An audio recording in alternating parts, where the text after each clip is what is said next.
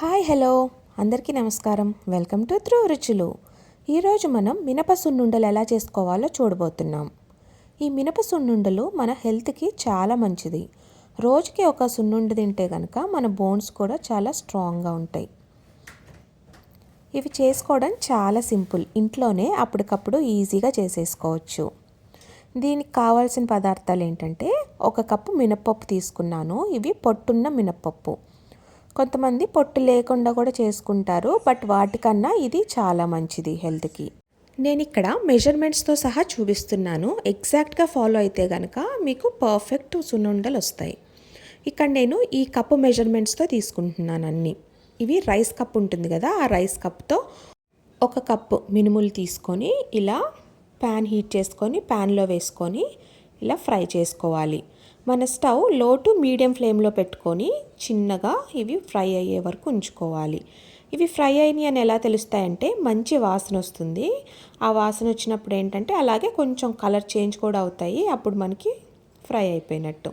ఇంకా లాస్ట్లో stove off చేసుకోబోయే ముందు 1 గుప్పెడు బియ్యం కూడా వేసుకుంటే కనుక మనం సున్నుండలు తినేటప్పుడు నోటికి చుట్టుకోకుండా ఉంటుంది. ఇప్పుడు మనం 1 కప్పు మినపప్పు తీసుకున్నాం కాబట్టి అదే కప్పుతో 1 కప్పు బెల్లం తీసుకోవాలి. మీకు బెల్లం నచ్చితే బెల్లం, లేకపోతే పంచదార, ఏదైనా అదే సేమ్ కప్లో 1 కప్పు తీసుకోవాలి. ఇప్పుడు ఒక మిక్సీ జార్ తీసుకొని అందులోకి మినపప్పు వేసుకొని చూసారు కదా, ఇలా మెత్తగా పౌడర్ చేసుకోవాలి.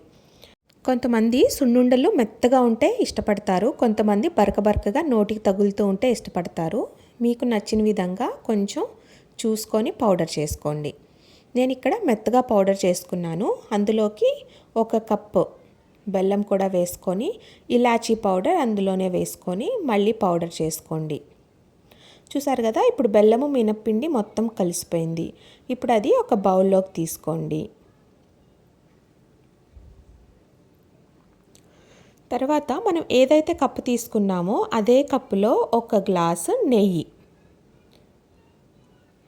మొత్తం ఒకేసారి వేసుకోకండి. ఒక్కొక్కసారి ఎక్కువైతే కనుక మనకి ఉండలు రావు. కాబట్టి కొంచెం కొంచెం వేసుకుంటూ ఇలా కలుపుకోండి. ఫస్ట్ సగం వేసుకొని మనం సగం సున్నుండలు చుట్టుకున్న తర్వాత మిగతా సగం మళ్ళీ నెయ్యి వేసుకొని చుట్టుకోవచ్చు. ఒకేసారి వాటరీగా అయిపోతే కనుక మనకి సున్నుండలు రావు. కాబట్టి కొంచెం కొంచెం వేసుకుంటూ కలుపుకోండి. అంతే, బాగా కలుపుకొని ఇలా సున్నుండలు చేసుకొని రెడీగా పెట్టుకోవడమే.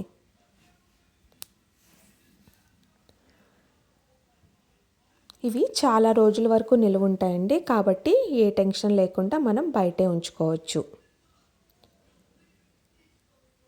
చూసారు కదా ఎంత పర్ఫెక్ట్గా వస్తున్నాయో బాల్స్. ఒక్కసారి ఇలా చేసి పెట్టుకుంటే కనుక మనకి ఈజీగా 15-20 డేస్ హ్యాపీగా తినేసేయచ్చు. చాలా సింపుల్ కదా, అసలు వంట రాని వాళ్ళు కూడా ఈ సున్నుండలు చాలా ఈజీగా చేసేసుకోవచ్చు.